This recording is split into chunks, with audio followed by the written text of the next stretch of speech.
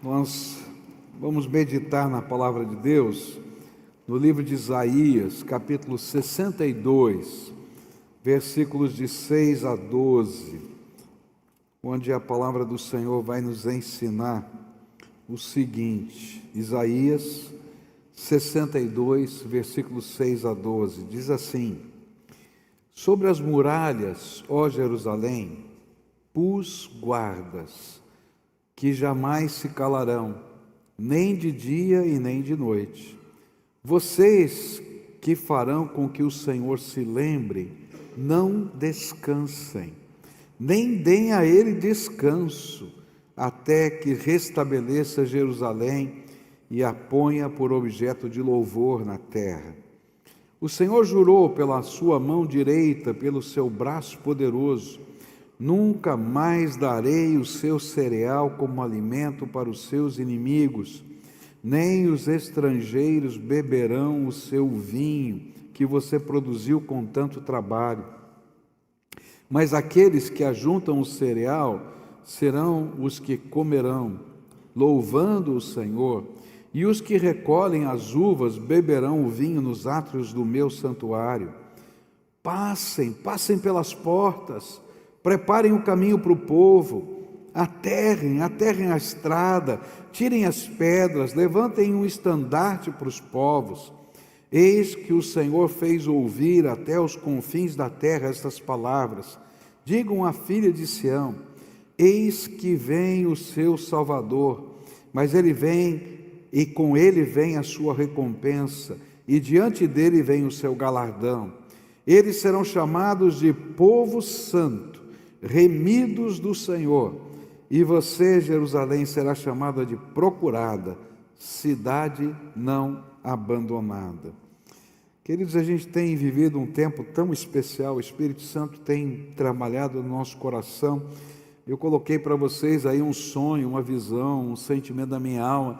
Nós vamos ver uma fogueira santa, se Deus quiser, com as armas dos soldados do tráfico sendo queimadas, em nome de Jesus.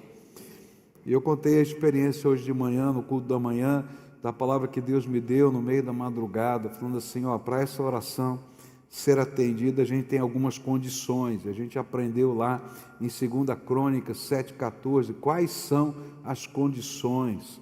A gente tem que aprender a orar diferente do que a gente está orando. A gente tem que orar com a intensidade e com a busca da nossa alma, dizendo: Senhor, nós cremos que só o Senhor pode fazer isso, então o Senhor é a nossa primeira opção e não a última. E depois aprendemos que o que impede as nossas orações são às vezes aqueles pecadinhos que estão lá debaixo do fio encapado e que a gente não percebe visivelmente, mas atrapalham. Então que Deus nos dê aquele quebrantamento da gente poder enxergar o que vai na nossa vida, para que a santificação seja um processo contínuo conosco. Mas nessa noite, o Senhor me deu essa palavra. Eu estava meditando em Isaías e lendo a palavra de Deus, esse texto brilhou. Não sei se você já viu isso, né? Você está lendo a Bíblia e parece que é um texto, né? Parece que faz um zoom assim, esse aqui, está vendo? Esse aqui é contigo. E esse é o texto que fala dos vigias da promessa, vigias da visão, vigias da direção de Deus para a nossa vida. E é interessante porque essa profecia, ela foi dada num tempo muito especial. Deus estava preparando algo extraordinário para a nação, mas os olhos humanos das pessoas daquele tempo ainda não podiam perceber o que Deus estava fazendo pela nação, por Judá, porque naquele momento eles ainda continuavam exilados. A Babilônia havia caído, a Pérsia havia tomado, os medos e persas haviam tomado a Babilônia, mas nada mudara, eles continuavam lá, nada tinha acontecido. Eles não conseguiam conectar aquilo que estava acontecendo fora do contexto deles com a realidade do movimento de Deus. Ainda que Deus tivesse falado a Isaías que Ciro, que estaria entrando e dominando e fazendo cair a Babilônia, era o escolhido de Deus para essa obra. O povo ainda não tinha percebido nada, a realidade não tinha mudado. Mas o sopro de Deus já estava na direção do seu povo. E aí, o texto de Isaías 62, no começo dele, dos versículos de 1 a 5, fala a respeito do zelo de Deus para reconstruir, restaurar e salvar. Mas para isso, aí vem os versículos 6 em diante, Deus estava convocando vigias sobre a nação. E Deus estava dizendo assim: eu vou colocar sobre as muralhas de Jerusalém, e as muralhas não existiam. Eu vou colocar sobre as muralhas de Jerusalém vigias, que não vão se cansar, e que vão estar ali de noite e de dia. E esses vigias vão perturbar, me perdoem a palavra, o trono de Deus, até que todas as promessas de Deus se cumpram em Jerusalém. Essa é a profecia que está aqui. Deus queria levantar homens e mulheres que desejassem unir-se a Deus no seu propósito de fazer com que todas as suas promessas se cumprissem. Deus queria levantar vigias que pudessem ver o que Deus já via, já estava olhando, mas o povo não estava percebendo. Deus estava querendo levantar vigias para participar com Ele do milagre que ocorreria. E eu acho tremendo isso, porque Deus não precisa de nada. Deus é o Todo-Poderoso. Você acha que Ele precisa da sua oração? Você acha que precisa da sua força? Você acha que Ele precisa de alguma coisa? Mas Ele chama pessoas a participarem daquilo que Ele quer fazer. Ele quer a sua companhia. Ele está dizendo: vem comigo. Eu acho que Deus faz conosco o que geralmente um pai ou uma mãe faz. Quando a gente vai, por exemplo, consertar uma coisa e pega o filho, com a gente e diz assim: vem comigo, filho, vem me ajudar. A gente não precisa da ajuda dele. A gente sabe fazer, mas a gente está perto para ele, para aprender a fazer e poder enxergar, e quem sabe um dia ele vai fazer isso com o filho dele. É isso que a mãe faz com a menina, e leva ela para a cozinha e diz assim: vem filha, vem me ajudar. Às vezes aquela menina dá mais trabalho na cozinha do que se ela ficasse em outro lugar, faz uma sujeira danada e tal, mas não é isso. A mãe quer a companhia dela para que ela possa ensinar e passar uma visão, passar um valor. Isso que está acontecendo aqui. Deus não precisa de nada, mas Ele está dizendo assim: eu quero levantar do meio do meu povo vigias para colocar nas muralhas da cidade. E nesse texto nós encontramos as características daqueles que Deus convoca a serem vigias do seu tempo. E hoje eu creio que Deus nos convocou a sermos os vigias do nosso tempo. Que tipo de gente o Senhor quer usar como vigia?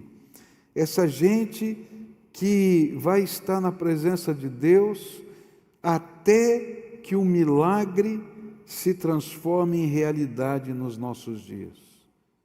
Gente que vai orar até que a gente veja essas armas sendo queimadas, em nome de Jesus. Resposta vem no versículo 6. Ele diz assim: nas muralhas de Jerusalém, o Deus eterno colocou vigias, que não deverão ficar calados, nem de dia nem de noite. Vocês, vigias, que fazem Deus lembrar das suas promessas, não descansem. Primeira característica é que os vigias são aqueles que entendem que Deus os convocou a serem as defesas espirituais do seu povo. Que Deus está levantando pessoas para se tornarem defesas espirituais do seu povo. Que sejam capazes de perceber a realidade e entender que quantos são os ataques do inimigo. Aquilo que a gente vive Não é normal, gente. A gente está acostumado aqui, mas não é normal. Quando eu vou para o aeroporto, o pessoal diz assim: você vai passar pela faixa de Gaza. É uma piada aqui, não é? Mas isso não é normal.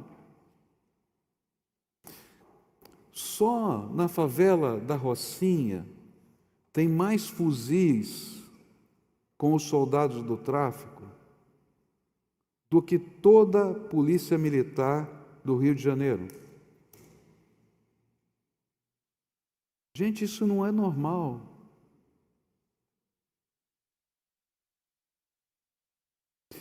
A opressão que vive esse povo, nosso povo, não é normal, é diabólica. Só que a gente está tão acostumado que a gente acha natural. E Deus está dizendo assim: eu quero levantar gente que não acha isso natural, não. E que creia que Deus pode fazer algo extraordinário. E que vai se colocar nas muralhas para interceder. E vão ser os vigias espirituais, as defesas espirituais do povo de Deus. Os vigias eram, naqueles dias, aqueles que faziam a guarda da cidade, sobre as muralhas. Eles ficavam em algumas torres que as muralhas tinham. Às vezes as cidades que não tinham essas torres mais altas, eles ficavam em pontos estratégicos. E eles ficavam olhando para ver ao longe se o inimigo estava chegando. E se o inimigo estava chegando, eles tocavam a trombeta de alerta para que houvesse tempo da cidade se preparar enquanto os inimigos estivessem chegando. Mas eles não eram apenas aqueles que tocavam a trombeta. Na verdade, eles eram a primeira linha de defesa. Porque se o povo, os soldados, se demorassem a subir nas muralhas, eles não saíam de lá, e eles eram a primeira linha de defesa. Eles estavam lá para defender a cidade. Mas a pergunta de Deus nesse texto é: quem são os vigias hoje? E aí o Senhor está dizendo: olha, eu vou colocar vigias. E o Senhor mesmo é que vai colocar essas pessoas nas muralhas. E Ele está convocando gente para essa missão. Agora, me permitam fazer aqui um parênteses. Muitos de nós não entendemos o papel de ser o vigia de Deus nessa terra. Eu quero olhar aqui para os pais. Quem são pais aqui? Pais e mães, levante a mão aqui. Queridos, Deus fez vocês vigias do Senhor na vida dos seus filhos.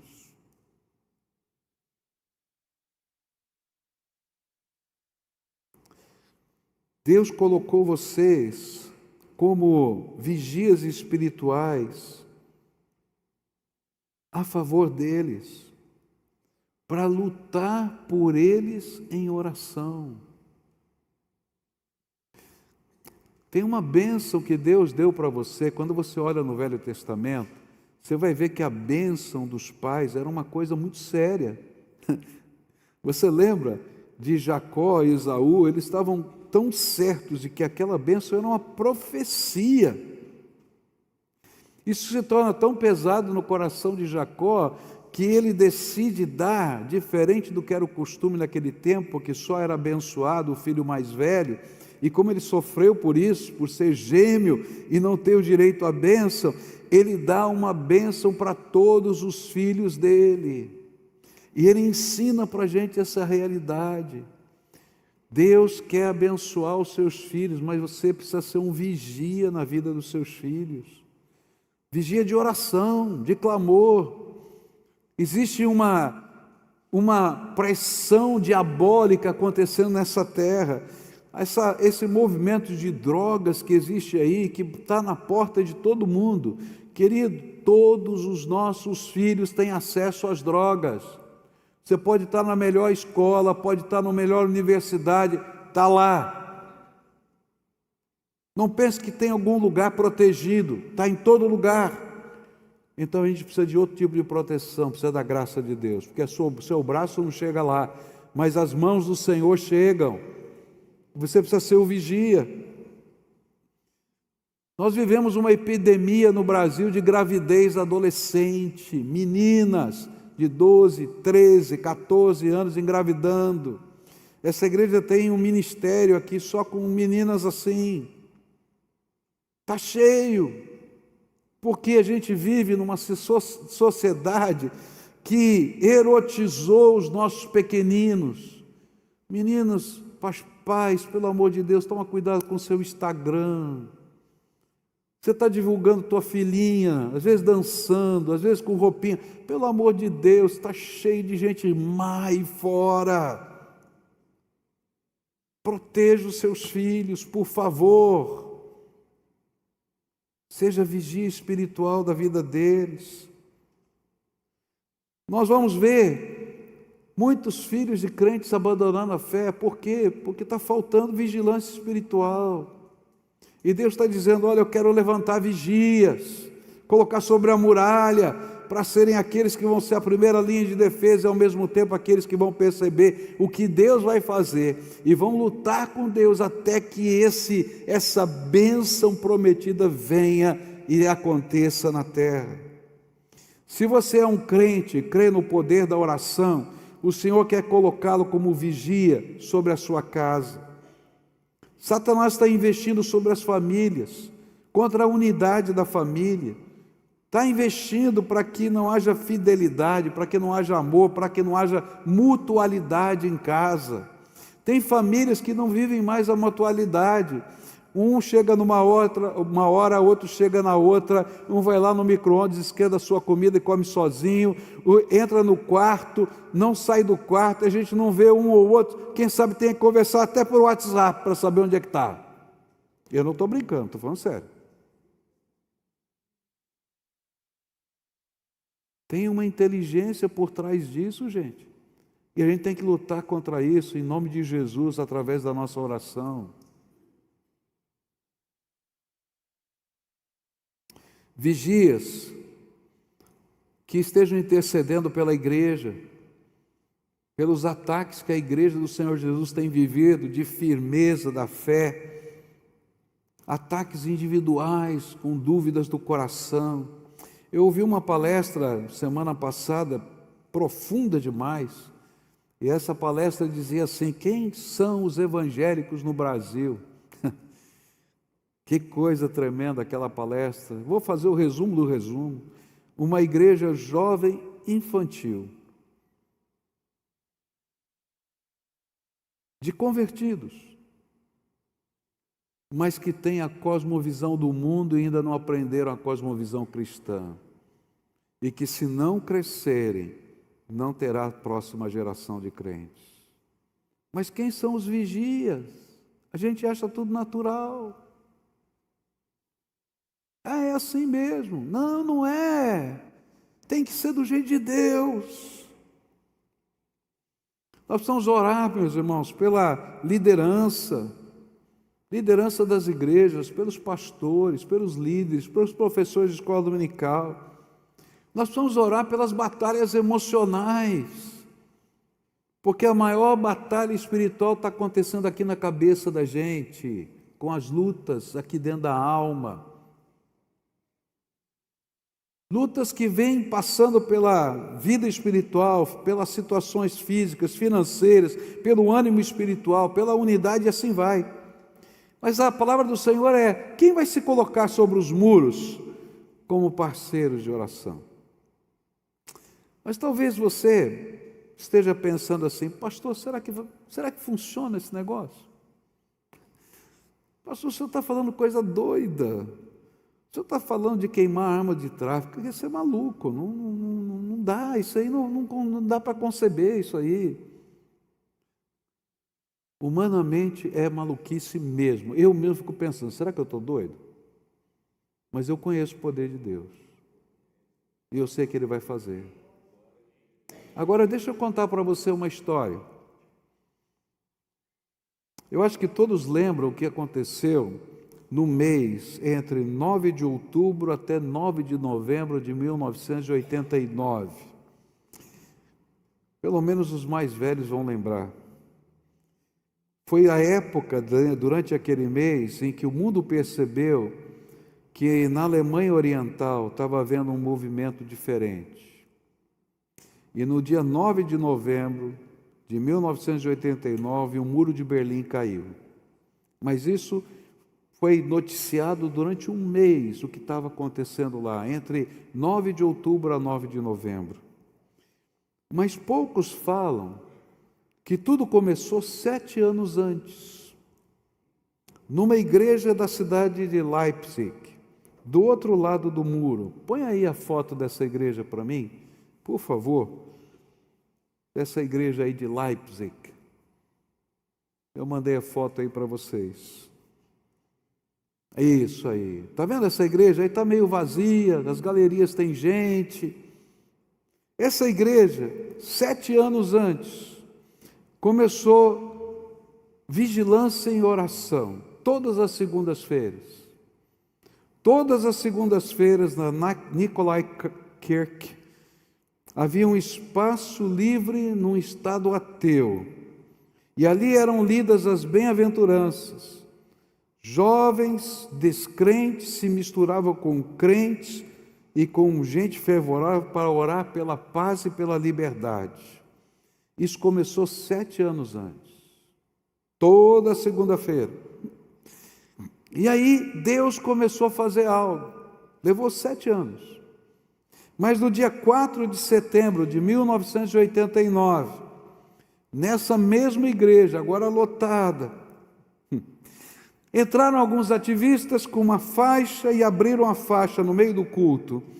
Um país aberto com gente livre. E havia câmeras de televisão do Ocidente ali, porque acharam interessante ter uma igreja naquele país comunista fazendo oração por isso. E eles então foram lá e filmaram, e o mundo todo começou a ver.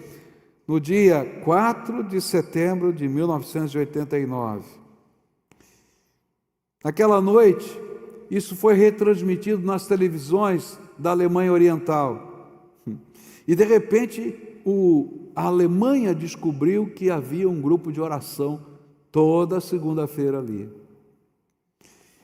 Em Berlim, começou no mês de outubro, numa outra igreja, que eu não consigo ler o nome dela aqui, Getsemanekirche, é um negócio assim, parecido com isso.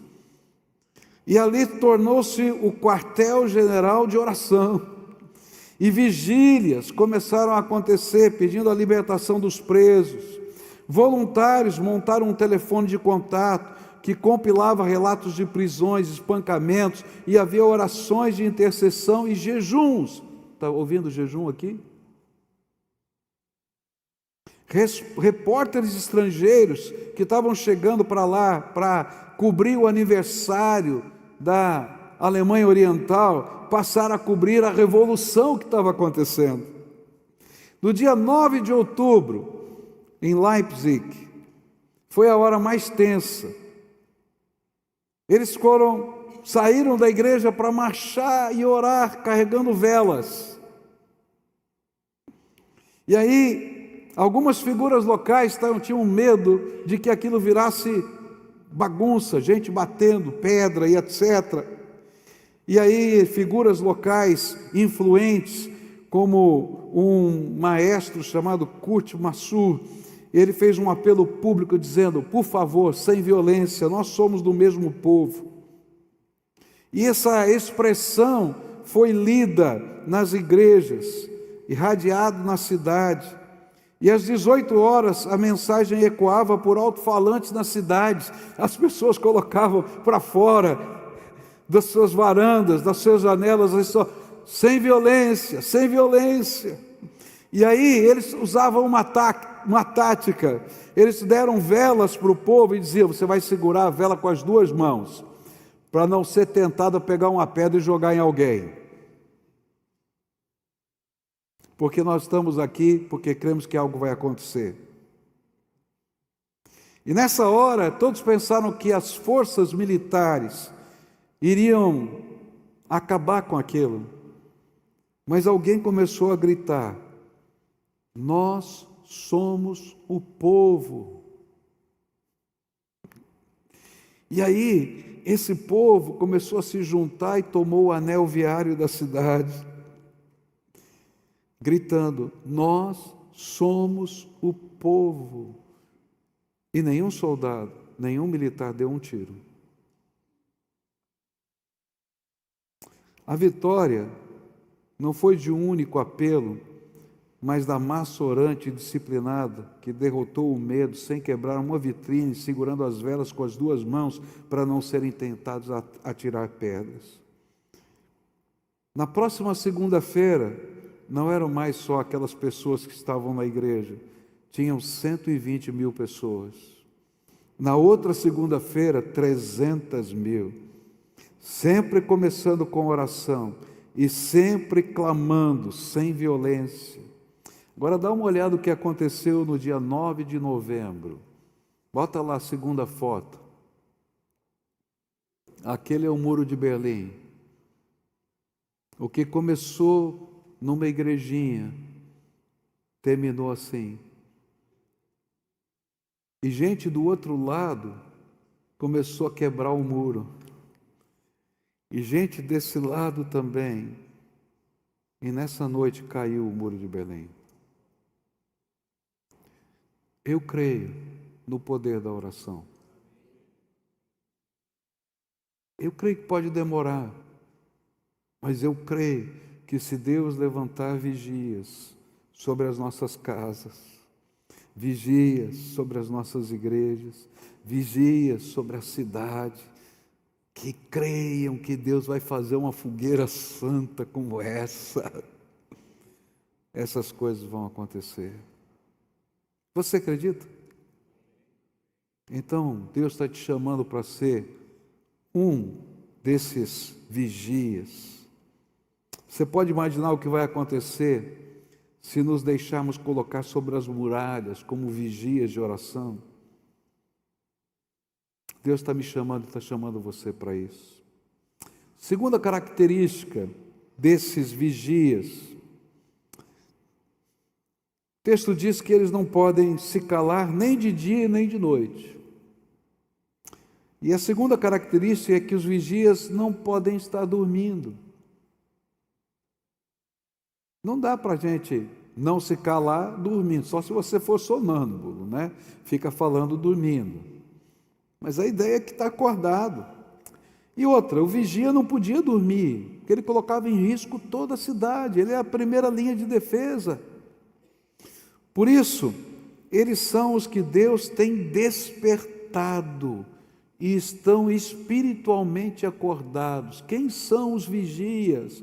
São aqueles que Deus está despertando, que Deus está acordando, está fazendo enxergar o impossível como indispensável. Eles não podem estar dormindo. Estar espiritualmente acordado, segundo esse texto, é ver com os olhos da fé o que Deus quer e vai fazer. Sabe, quem está dormindo não consegue crer no poder de Deus.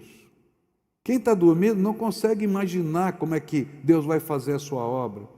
Mas quem está acordado, ele tem a visão de Deus e acredita no poder de Deus. Se for preciso fazer cair pão do céu, como já aconteceu, vai acontecer de novo. Se for preciso abrir o mar, ele vai fazer de novo. É interessante porque nos versículos de 1 a 5, eu colecionei aqui, existem 12 promessas de bênção e restauração. Eu não vou citá-las aqui, mas cada uma delas parecia algo impossível. Mas Deus está dizendo que os despertos são capazes de enxergar com os olhos da fé cada uma delas acontecendo. Quando você orar pelo seu filho, quando você orar pela sua filha e você pedir bênção para o Senhor, fale na sua oração o que você está sentindo na alma e está vendo. Eu estou vendo você uma pessoa firme, forte. Eu estou vendo você com coragem para isso, para aquilo. Eu estou vendo você e abençoa. Abençoa. Foi isso que Jacó fez. Ele falou de realidades espirituais que ele estava vendo. Você é o vigia. Então fala o que você está vendo e abençoa.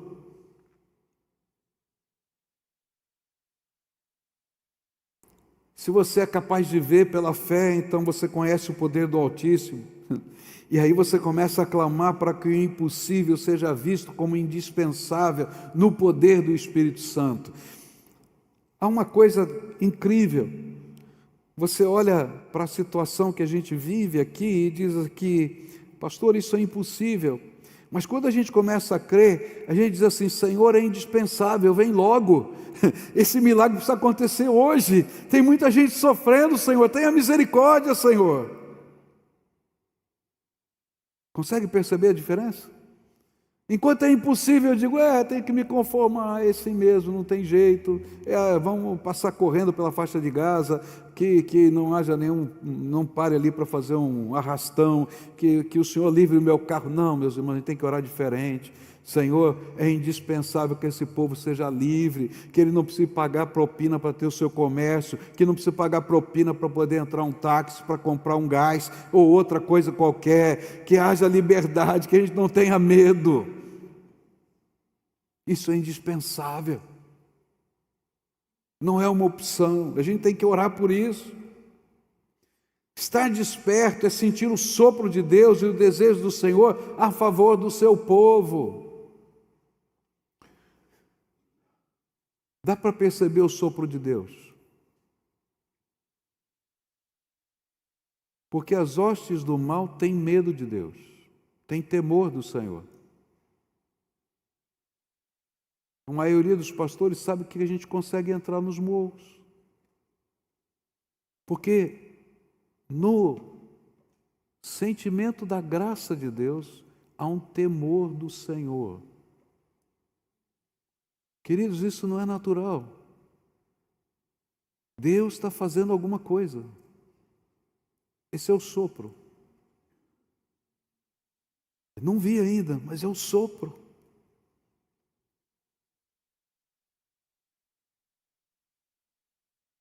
Estar desperto é sentir esse sopro. E o desejo do Senhor a favor do seu povo. E aí nós nos tornamos o remanescente, o grupo de fiéis que não perderam a visão, nem perderam a esperança, mas que emprestam a sua fé para contagiar a visão e a esperança de fé no coração dos outros. Eu fico pensando nos primeiros que estavam há 7 anos ali orando na Nicolai Kirk. 7 anos.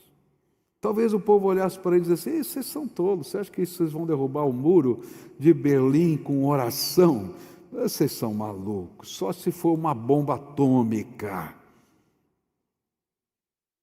Deus já nos deu sinais que Ele pode fazer coisas extraordinárias.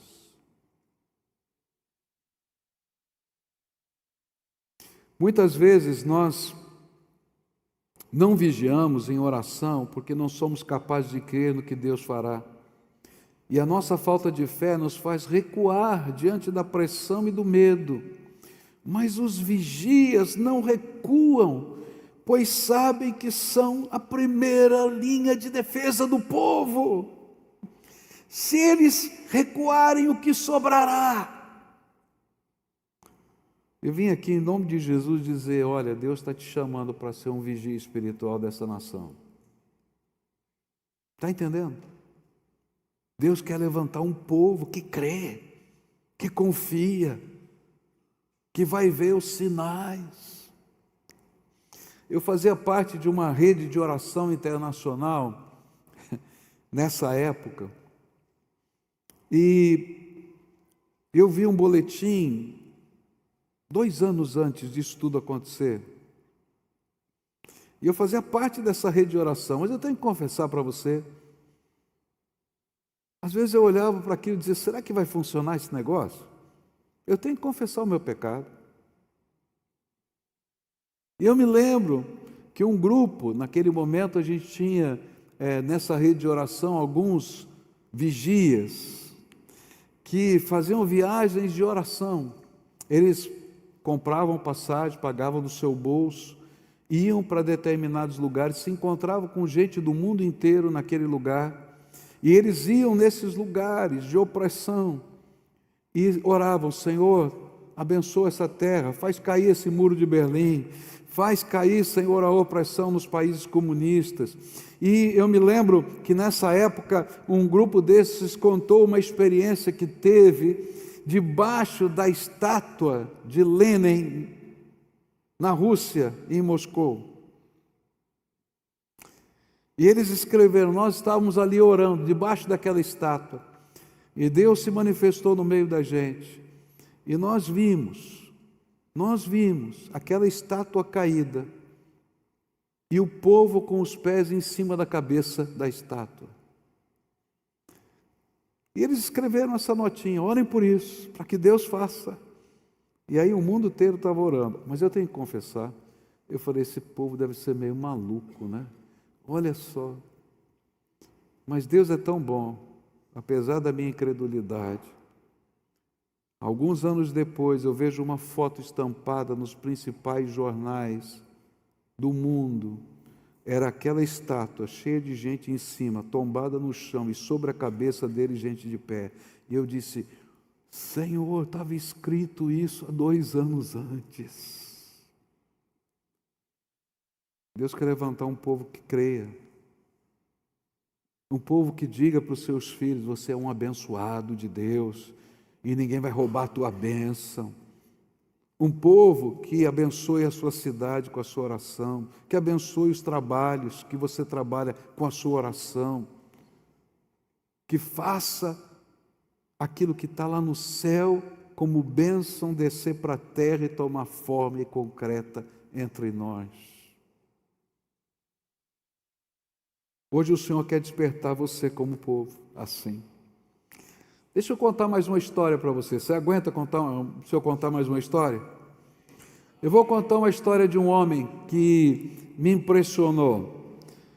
Recy Howells. Ele foi chamado de o intercessor da Segunda Guerra Mundial. Ele era um homem de oração obstinado, desde muito cedo. E ele cria que a oração verdadeira é carregar a causa de Deus até a vitória. Olha que coisa linda. Eu vou pegar a causa que não é minha, é de Deus, até que eu veja a vitória acontecer. E durante a Segunda Guerra Mundial, ele entendia que a luta contra o nazismo não era apenas política, mas ela era espiritual. Era uma batalha entre o reino das trevas e os propósitos de Deus no mundo. Era isso que estava acontecendo. E ele dirigia uma escola, um seminário, uma escola bíblica no país de Gales, na Inglaterra. E ele liderava aqueles estudantes a se reunirem várias vezes por dia, acompanhando as notícias do fronte e orando. Cada batalha era acompanhada como se fosse uma guerra em 2 frentes. No campo físico estavam lá os soldados lutando, e no espiritual tinha vigias dobrando o joelho e pedindo a graça de Deus.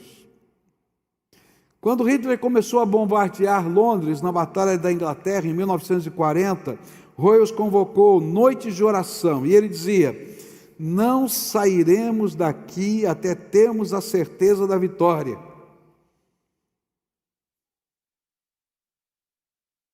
Quando os alunos estavam reunidos, tempos depois, ele falou para eles: o Senhor me deu uma palavra, Londres não vai ser destruída, eles não vão conseguir terminar com tudo, Deus vai nos dar salvação.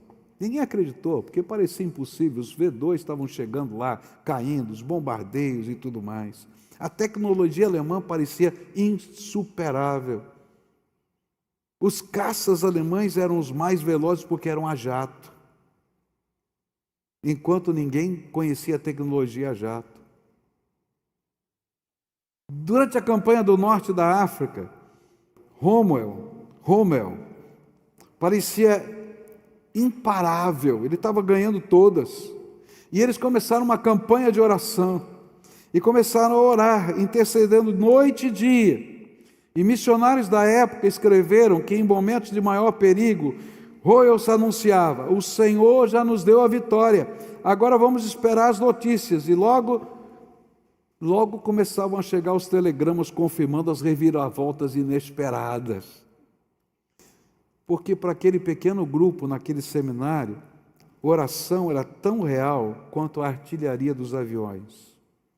Um dos alunos chegou a escrever: parecia que vivíamos numa central de operações de guerra, mas em vez de mapas e armas, usávamos a Bíblia e os joelhos dobrados.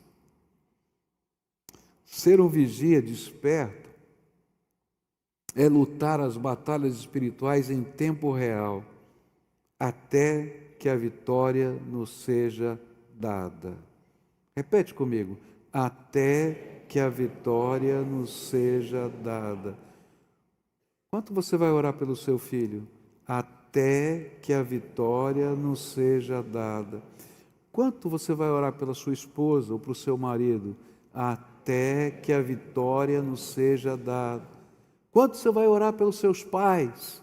Até que a vitória nos seja dada. Quanto você vai orar por essa cidade? Até eu ver aquela fogueira santa, em nome de Jesus.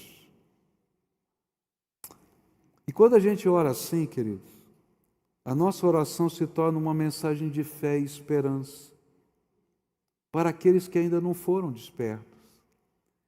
Diz assim: será? Será que isso é possível? E aí começam os pequenos sinais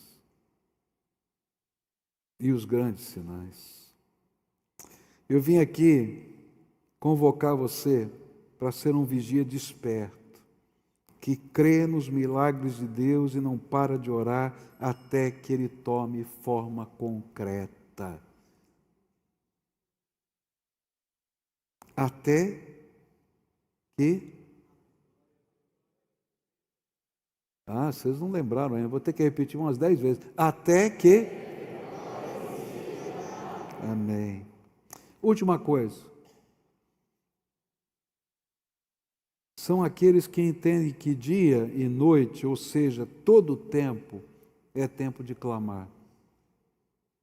Eles não se cansam. Eu creio que a mensagem central aqui não é a duração em tempo. Porque nós trabalhamos, corremos, a gente não tem 24 horas do dia. Mas eu entendo que aqui a mensagem é de perseverança na oração. É interessante porque esse é um ensino de Jesus sobre a oração. Um dos ensinos de Jesus sobre a oração é perseverar. E você lembra da parábola que ele contou da viúva que bate na porta do juiz? E ela insiste até que o quê?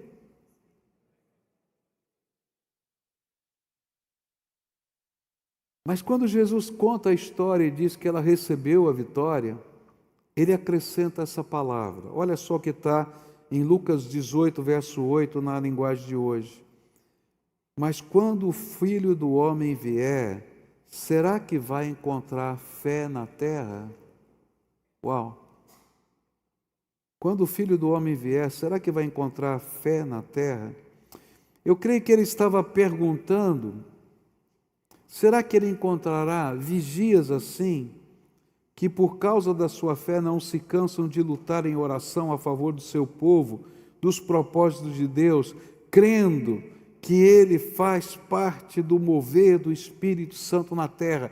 Você faz parte desse mover de Deus nessa terra.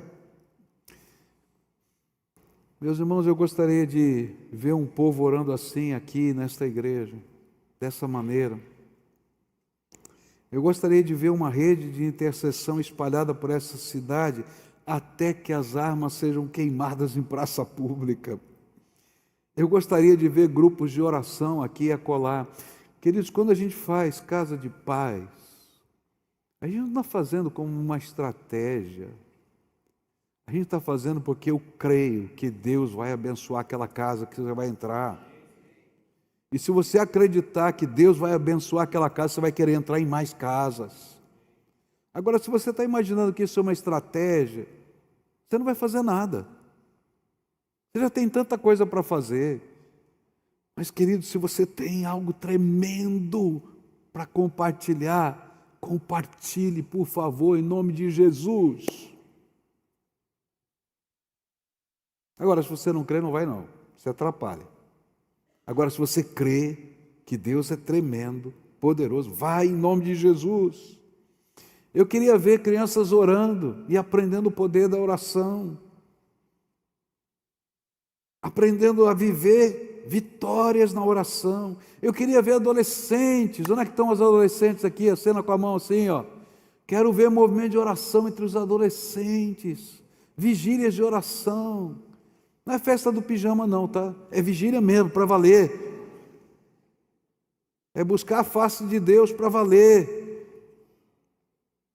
Eu queria ver os jovens. Onde é que estão os jovens aqui? Levanta a mão.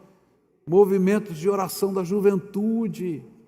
Vocês fizeram sábado, sexta para sábado, a noite inteira de oração. Louvado seja Deus por isso. Que nós tenhamos mais. Eu queria ver senhores e senhoras. Eu fiquei tremendamente emocionado quando eu vi a primeira vez, 5 horas da manhã, uma vez por mês, 5 horas da manhã, lá em Curitiba. Na época da pandemia, a gente não podia se reunir, você lembra disso? 5 horas da manhã, no estacionamento lá de Curitiba, que é bem grande, cabe 200 carros naquele estacionamento. Eles colocaram um alto-falante em cima do prédio do ginásio de esportes,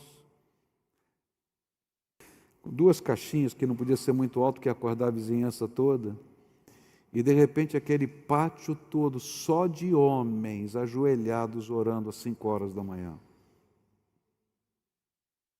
Eu vi um agora recente, 5 horas da manhã, 5.000 homens no templo. Lotou o templo, tinha gente por lá de fora, orando. Coisas acontecem quando o povo de Deus ora. Onde estão os homens?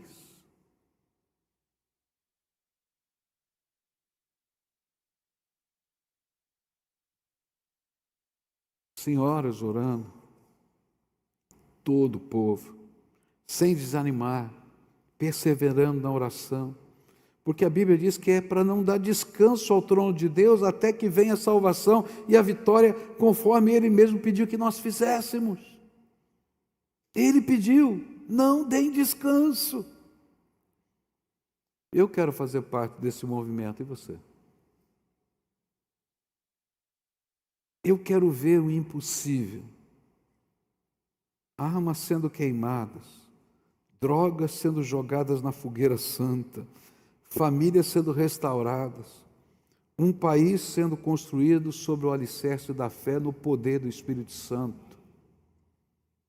Eu quero ver o impossível se tornar indispensável, ao ponto de milhares de pessoas correrem na direção da fogueira santa, como no dia da queda do muro de Berlim. Você lembra daquela foto? Eu quero ver isso aqui nessa cidade. Eu não posso fazer isso, você não pode, mas eu sei quem pode. Você sabe o nome de quem pode? Jesus Cristo. E nós vamos levantar um clamor agora. Fica de pé para a gente orar. Vamos levantar um clamor pelas nossas casas, pelas nossas famílias. Nesse momento tem família sofrendo aqui. Talvez você tenha chegado aqui com o teu coração apertadinho. Está acontecendo coisas aí tão difíceis. O Senhor é por você, Ele vai derramar uma bênção na sua vida. Não é porque você está aqui não, é porque Ele é bom e a misericórdia dEle dura para sempre. Você está entendendo? Vamos orar, não só pelas nossas famílias. Pede para Deus te mostrar alguém que você conhece que está precisando de uma bênção. Você nem sabe o que ele está precisando, mas Deus revela. E se Deus colocar o nome de alguém para você, liga para ele hoje e diz assim: eu estava no meu culto, orando, e Deus me falou que você está precisando de alguma coisa, e eu vim aqui orar por você. Isso aconteceu comigo. Eu precisava fazer uma cirurgia, nessa época o plano de saúde não cobria, e eu não tinha dinheiro para pagar, e eu estava orando. Eu nunca pedi nada para ninguém, nem para a igreja, eu só peço para Deus. Uma pessoa de uma outra igreja, no meio do culto, como nós estamos aqui, no momento de oração, Deus falou: pastor Pascoal precisa fazer uma cirurgia, você vai pagar a conta dele. Essa pessoa liga e diz: estou sem graça, é isso mesmo? Comecei a chorar. Posso perguntar o que é? Sim. Tem médico? Não, eu conheço um médico que já fez cirurgia para minha mãe, vai fazer para o senhor. Até hoje eu não sei quanto custou. Você está entendendo? Esse é o Deus que está agindo aqui. Ele não age só comigo, não, ele age com todo aquele que o busca, todo aquele que o busca, todo. Eu trago no meu corpo as marcas da graça de Deus, e você também. Então, se Deus falar com você, liga lá, porque Deus vai te usar para abençoar alguém. Porque é assim que é a dinâmica do reino. E às vezes vão acontecer coisas que você não pode fazer nem nada, mas você vai levar a palavra da graça, do poder, do Espírito. Eu vou orar pela fogueira santa. Eu vou orar. Só Deus faz isso, mas ninguém, não tem quem possa fazer, só Deus. Mas o meu Deus pode. Ele já fez na história, Ele vai fazer de novo. Ele vai fazer de novo. Agora eu queria que você começasse orando. Meninos que estão aqui, meninas que estão aqui, adolescentes. Deus tem coisas tremendas para você. Deus vai ungir vocês poderosamente com o Espírito Santo dEle. E vocês serão gente cheia de graça. E ninguém vai segurar, porque quando um jovem, quando um adolescente vive a sua fé com ardor, ninguém segura não. Eles são os maiores guerreiros dessa terra. Quero ver vocês aqui nessa batalha em nome de Jesus. Vocês são bênção de Deus. Entrem pelas brechas. O Senhor vai dar graça. Anciãos, Deus colocou vocês para serem os referenciais. Então sejam, cuidem, zelem, e Deus vai dar graça. Vamos orar juntos? Pai querido, em nome de Jesus, o teu filho que nós estamos aqui. Pai, aquilo que eu falo aqui, tenho falado, quando eu me escuto, parece uma loucura, Senhor. Eu tenho que confessar ao Senhor a minha humanidade, porque eu sei que do ponto de vista humano é impossível. Mas, Senhor, eu creio de todo o meu coração que para o Senhor nada é impossível. Então, nessa hora, Pai, em nome de Jesus, eu quero te pedir, derrama uma bênção sobre essa terra, derrama uma bênção sobre essa cidade, derrama uma bênção sobre esse estado, tão grande, que o mundo todo tenha que dizer, foi Deus, mais ninguém. Senhor, começa nas nossas casas, começa no nosso coração, começa no nosso ciclo de amizades, que uma centelhazinha espalhe a fogueira santa, Senhor. Usa-nos para ser a faísquinha, mas que a gente possa ver a fogueira santa. Pai, eu quero ver com os meus olhos o milagre que o Senhor vai fazer. E eu quero me colocar na muralha para ser um intercessor por isso. E junto comigo tem um povo aqui, Senhor, que o Senhor está elegendo e chamando para colocar em cima da muralha. E, Senhor, nós seremos os vigias, mas se for necessário, seremos a linha de frente, a primeira linha, aqui corre o maior risco, mas queremos estar lá em nome do Senhor Jesus, para a glória do Senhor. Ó Pai, que o temor do Senhor se infunda nessa cidade, que o temor do Senhor, que é o princípio da sabedoria, esteja, Senhor, agindo nesse lugar. Começa conosco, Senhor, que a santidade venha, primeiro aqui como aprendemos hoje de manhã. Nada vai acontecer se o Senhor não nos quebrantar. Quebranta, Senhor, o nosso coração, mas que sejamos instrumentos da Tua graça nesse tempo. Abençoa, Senhor, abençoa, abençoa, abençoa. É aquilo que eu oro em nome de Jesus. Amém, amém.